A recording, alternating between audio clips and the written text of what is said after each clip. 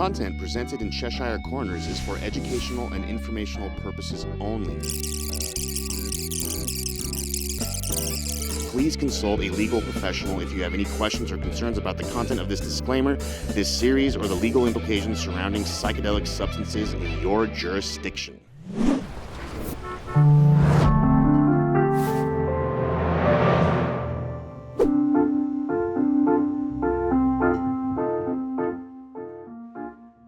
Welcome to Cheshire Corners. My name is Rita Tsalyuk, and let's trip together through the looking glass.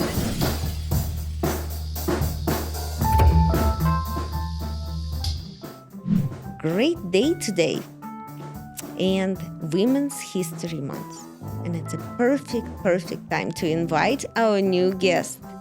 SJ is here, and she will tell us that she's definitely a witch. Are you a good witch or a bad witch? The reason I think she's a witch, because she is a nurse practitioner, midwife, and she's very spiritual. And well, let's just figure out and see if witches were that as bad as we thought they are.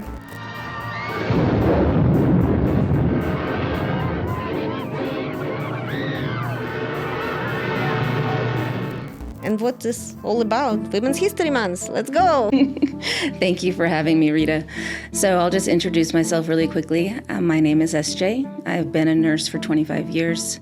I am, like Rita said, very spiritual. I am also a midwife and a nurse practitioner. I was born in the Salem village.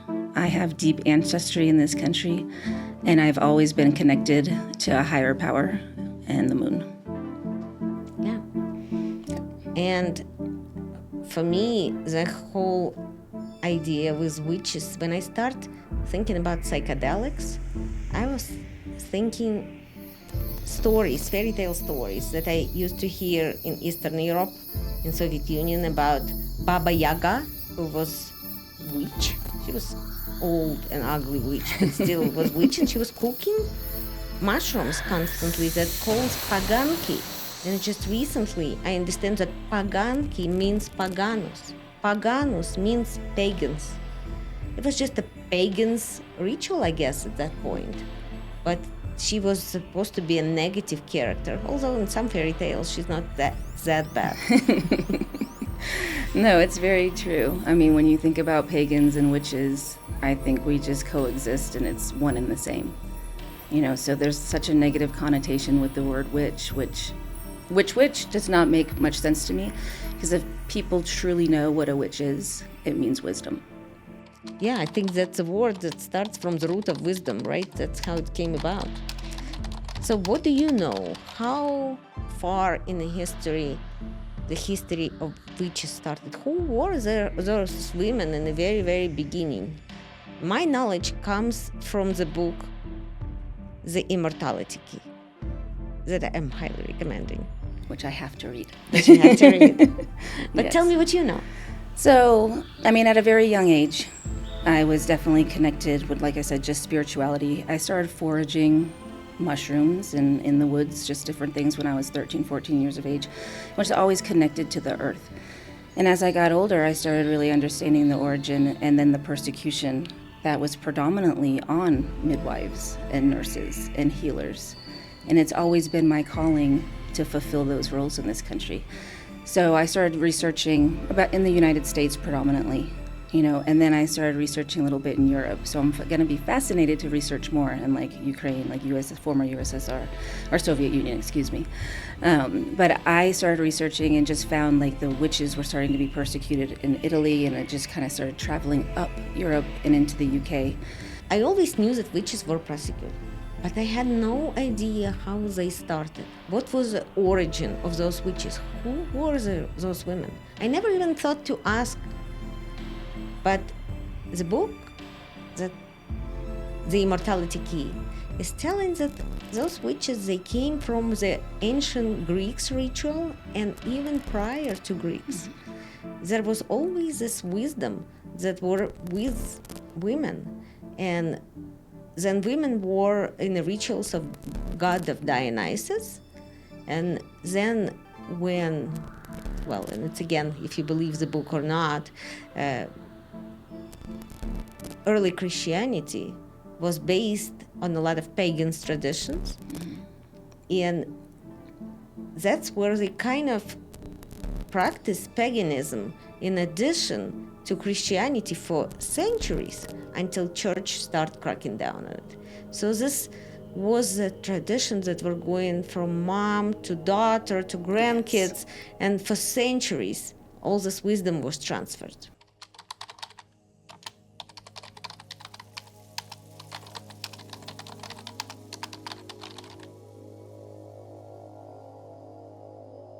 And sadly, I feel like we're at a place now where that wisdom's getting lost. So, I mean, as a midwife and as a nurse and as a holistic provider, you know, the women are so wise in living off the land. And I always said that, you know, God, whatever you believe in a higher power, if you do, that everything is put on this earth for a purpose. But it's up to us to use the knowledge to know what it's used for. And some of it can be toxicity, some of it can be healing and extremely spiritual to use, but we're losing that wisdom. And I think it's imperative that women wake up and realize what we can do to facilitate and keep these traditions alive.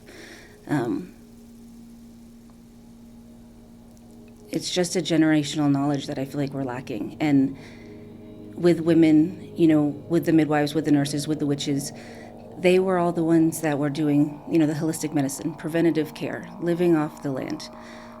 But that's true healing. You know, I feel like we're at a crossroads in this country, especially like in the United States where I reside, where we need to take that knowledge and live holistically in preventative care instead of just living, you know, to get medication and slap a Band-Aid on something. So I hope this resonates with some of you for sure. And I think what happened to finally kind of cut this off, there was, by Inquisitions, there were 50,000, 60,000 women were killed during the Inquisition time. It's not few. There was in big quantities. And right now, as a kind of history comes back, it's interesting how what we thought the worst possible things become the best possible things.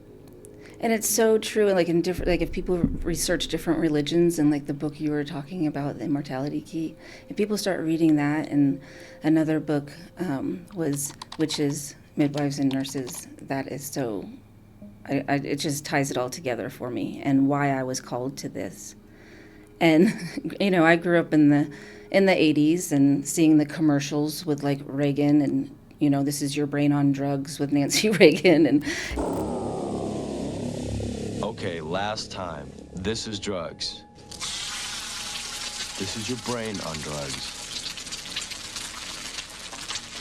Any questions? I mean, that was instilled in me, but I still had this calling at such a young age. And, you know, March 8th is a day of women celebrating women's freedom, I guess, or women's emancipation. Yes. We celebrated it in Soviet Union a lot. Over here, not as much, but still March 8th just came in, and I think, I feel like women got most of our rights back from wherever the times they were completely destroyed. So we can work, we can speak, a lot of them are, but we don't have back the right to be witches. Witches, I think, is a good right to have. I think it's empowerment. Yep. And I think also that, you know, I don't like a facade of a witch, you know, like the green, the green face and the black hat. I'll get you, my pretty, and your little dog, too.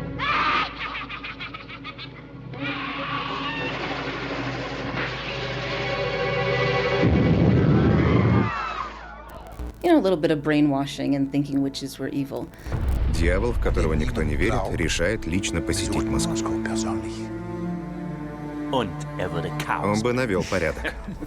В реальной жизни никакого Воланда не существует. Поверьте, он существует. But I laugh sometimes because I've got a little bump on my nose and I call it my witch wart, you know? So, What's the attribute of the witch? Yeah, we know that broomstick, hat, whatever it is, but we understand that witch is somebody who has a wisdom of generation, somebody who respects the planet, respects the earth, trying to help people holistically.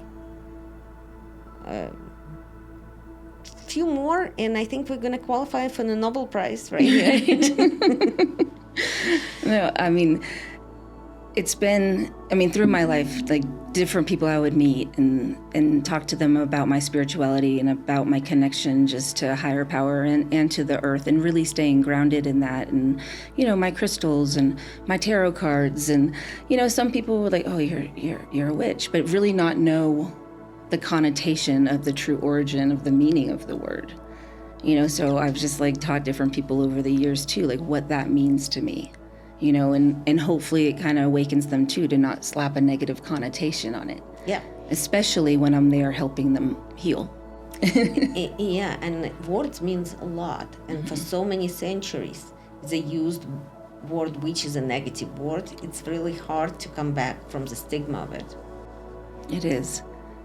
But again, I think we're shifting, and I think women are inquisitive and we're extremely intelligent, and I do feel like this is an awakening. We're in the Aquarian age, so it's time for women to really root down and rise up, is what I like to say. And that brings us to the new chapter of our life, natural medicine in Colorado. Yes. Coming up, we already have 11 healing centers submitted application, and I haven't haven't counted recently how many facilitators. The last time I count, there was like a dozen. Mm-hmm. It's difficult though. The rules are very difficult. 150 hours of education, which 75 hours, I think 50% of it have to be real time, and 40 hours of practicum. And in 20 hours, I know there's 20 hours of ethics in there. 25 hours of ethics, yes. Yeah. Which, that one kind of gets me, having been working in this field for so many years, but we have to do what we have to do to get it legalized and be able to practice. Yeah, and regulations may be a little bit overboard, but I appreciate that they exist, and I appreciate they giving us a chance to actually practice so many things that we believe in. And things gonna pop up as early as maybe summer. People will be able to take customers. I'm calling them customers, not patients, because it's recreational, and it's very good. It means that you don't have to have prescriptions. That's all it means. You don't have to have a prescription from a doctor in order to take medicine. You can just go vitamin C, mushrooms. Imagine that. We can just take care of ourselves without having to have a doctor order, but rightfully so. This is an independent choice for people, and it's going to be a profound healing, I know, in Colorado for a lot of people. Oh, I could see how people can fly from other states.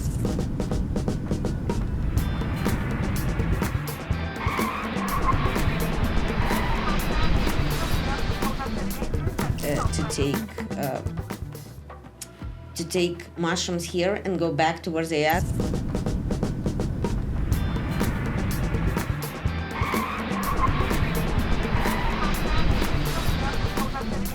Can process it and do integration for a long time, or even for people who are very, very scared, which me, for example, I'm extremely scared of any new substances to take. But I think you can start really slow with mushrooms. Yes. You don't have to go to that heroic dose and who do you want to prove? Who is a hero here? You just start slow. Microdoses. Like when we were talking about the witches earlier and how they would eat a little bit of that ergot bread, and they were microdosing a little bit of LSD. And for the record, witches did not make people sick of ergot. Farmers did when they was fame and they had no other bread but affected by ergot, and people ate it in huge quantities, in God's sake. But if all the poisons just getting to be medically studied and used in small quantities, and just might be used for the healing. So let's hope that time will come in Colorado, all the witches of all professions, nurse practitioner witches, doctors witches, psychologists, psychiatrists witches, facilitators witches, we're all businessmen witches. We will all get our power to heal people that they need so badly. And I'm hoping with this new health administration, they maybe will try to see and treat person as a whole person. Yes, that's imperative. Now, when you touched on that, I'm like, oh, nowadays we go to a doctor for like a hand, then we have to go to a doctor for a foot, and then we have to go to cardiologists. Like, yeah, what happened to us treating holistically? And we it's have to not bring it back. matching with the world of quantum mechanics and the world of expanded reality. And we're still living in just maybe 16th century. We stop killing witches, we maybe need to go further and just stop using way too simple methods for current reality to treat ourselves. And hopefully no persecution on those of us that are. No, we're gonna get licensed. That's right. That's Here's right. a license. We here at the Coffee Joint, first licensed social consumption lounge in Colorado. We have a license to consume cannabis. Even Amsterdam doesn't have it. For that, specifically for that, please like, subscribe, and put comments in this channel and tell us what you're thinking about witches. Maybe you know somebody who is a witch. I hope you do, because I think every one of us have a little bit of witch inside of them. Most definitely. And I think there's going to be a lot of witches coming out of the woodworks pretty soon. That would be really cool. Yes, it will be. Okay, so thank you so much for coming, and I hope to work with you, meet with you more, especially when we're gonna do this witchcraft very, very soon with a license. With a license, and yes, be able to talk more about psychedelics and the healing power of such, and what psilocybin is gonna do in Colorado and healing many, many people. Welcome to Colorado. Thank you. Thank you. It's time.